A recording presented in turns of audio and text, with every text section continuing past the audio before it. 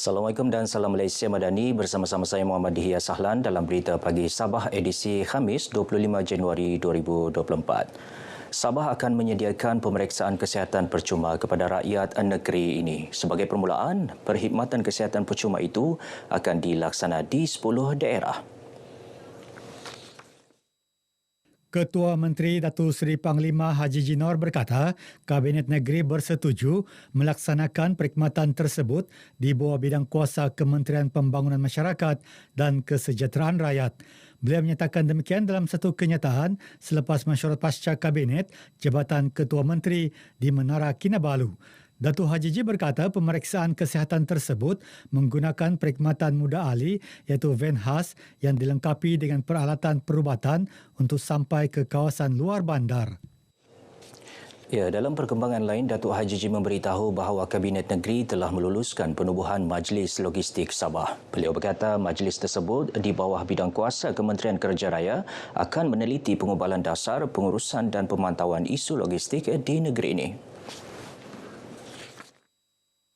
Datuk Haji Ji juga memberitahu Kabinet Negeri juga bersetuju membenarkan penggunaan bahan binaan konvensional selain sistem binaan berindustri IBS untuk pembinaan rumah mesra SMJ. Beliau berharap dengan pelonggaran syarat berkenaan, pembinaan rumah mesra SMJ dapat menjadi lebih pantas dan pada masa sama, reka bentuk rumah mesra SMJ akan dikekalkan. Dalam pada itu, Datuk Haji Ji juga memberitahu Kabinet Negeri telah memberi lampu hijau untuk menaik taraf Paitan dan Sok sebagai daerah penuh.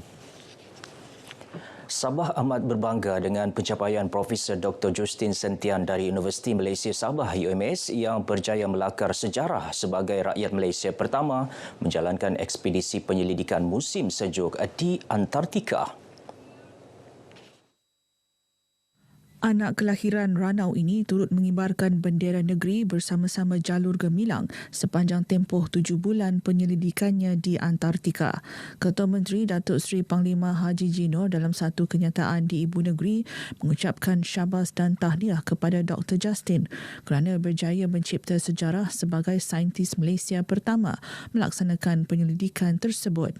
Terdahulu, Datuk Haji Ji menerima kembali bendera Sabah yang dikibarkan di Antartika daripada Dr. Justin sempena kunjungan hormat di Pejabat Ketua Menteri di Menara Kinabalu. Bendera berkenaan diserahkan kepada Dr. Justin sebelum beliau berlepas ke Antartika 10 Mac tahun lalu. Seorang penunggang motosikal maut selepas motosikal yang ditungganginya terbabas di bulatan Yumin Penampang awal pagi semalam. Dalam kejadian 5 pagi itu, mangsa lelaki tempatan berumur 20 tahun dipercayai hilang kawalan dan terbabas serta melanggar tiang di kiri bahu jalan menghala donggongon. Ketua Polis Daerah Penampang, Superintendent Semi Newton dalam satu kenyataan memaklumkan mangsa disahkan maut di tempat kejadian oleh Pegawai Perubatan Hospital Queen Elizabeth QEH. Mayat mangsa kemudian dihantar ke Jabatan Forensik QEH untuk bedah siasat. Kes disiasat di bawah Seksyen 41-1 Akta Pengangkutan Jalan 1987. Festival Kesenian Islam akan diadakan buat julung kalinya di daerah Beaufort selama 3 hari bermula hari ini. Pelbagai program menarik berkaitan keindahan Islam diadakan sepanjang festival itu yang berlangsung di Dataran Bagandang dan Dewan Pak Musa, Beaufort. Dan pertama sekali dalam festival ini kita telah pun sekalikan dengan perujian tilawah Al-Quran peringkat daerah Beaufort dan juga pertandingan kompang, pertandingan marhaban. Pembantu Menteri kepada Ketua Menteri Datuk Ruslan Muharram berharap festival kesenian ini menjadi aspirasi kepada generasi muda dan menyemai semangat cintakan kesenian Islam dalam kalangan masyarakat. Beliau ditemui RTM selepas menjadi tetamu segmen Bah Ngam Latu Sabah FM di Kompleks Kementerian Komunikasi Kota Kinabalu. Majlis Rumah Terbuka Perayaan Tahun Baharu Cina 2024 peringkat daerah Sandakan akan diadakan di Dewan Hakka pada 11 Februari depan. Pelbagai acara diadakan bagi memeriahkan lagi sambutan berkenaan bermula 8 pagi hingga 1 tengah hari. Setiausaha Ahli Dewan Undangan Negeri Adun Tanjung Papat, Liao Fui Fui berkata, Ketua Menteri Datuk Seri Panglima Haji G. Noor dijangka hadir dalam majlis tersebut.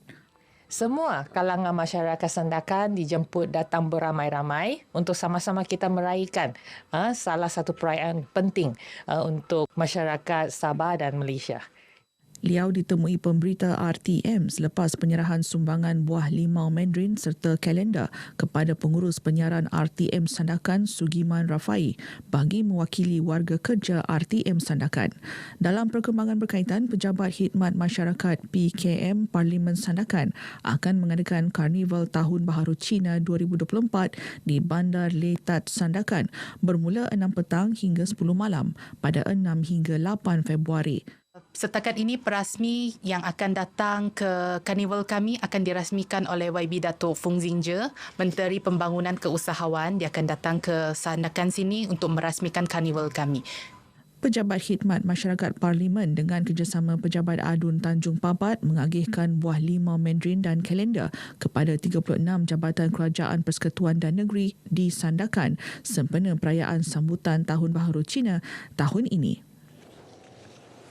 Pelajar bakal menduduki peperiksaan seperti Sijil Pelajaran Malaysia SPM dan Sijil Tinggi Persekolahan Malaysia STPM memerlukan sokongan ibu bapa dan keluarga. Ini kerana sokongan seumpama mampu memberi keyakinan kepada pelajar untuk mengharungi peperiksaan tersebut.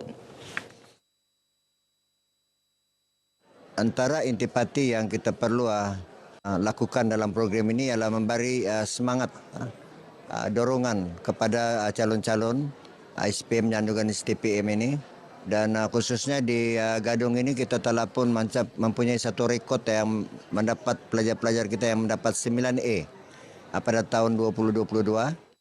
Pembantu Menteri kepada Ketua Menteri Datuk Ruslan Muharam ditemui pemberita selepas melancarkan program Restu Ilmu di SMK Gadong Beaufort. Datuk Ruslan yang juga Ahli Dewan Undangan Negeri Adun Nomadan menasihati pelajar agar menjadikan pengorbanan ibu bapa sebagai pembakar semangat untuk mencapai kejayaan. Seramai 180 pelajar SMK Gadong terdiri daripada 138 calon SPM dan 42 calon STPM 2023 menerima kit peperiksaan dalam majlis ini.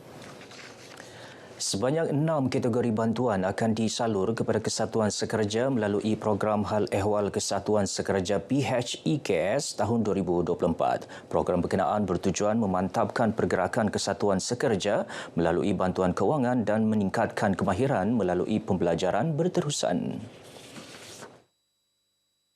Iaitu meliputi kluster pelatihan dan pendidikan, kedua kluster kajian berkenaan dengan pergerakan kesatuan di Malaysia dan juga luar lah.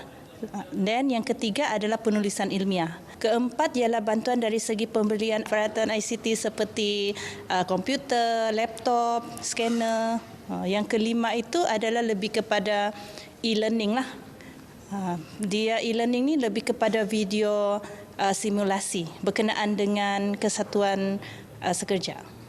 And then yang terakhir adalah pemberian insurans berkelompok yang pertama kepada ahli-ahli kesatuan.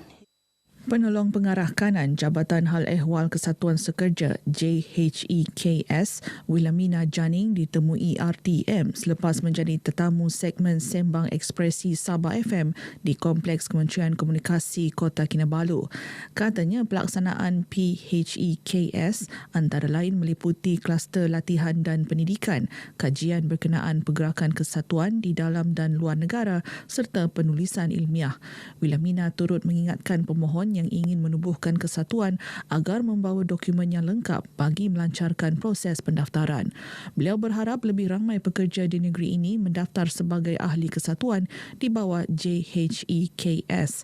Pada masa ini terdapat 88 kesatuan induk di Sabah dengan 54 cawangan.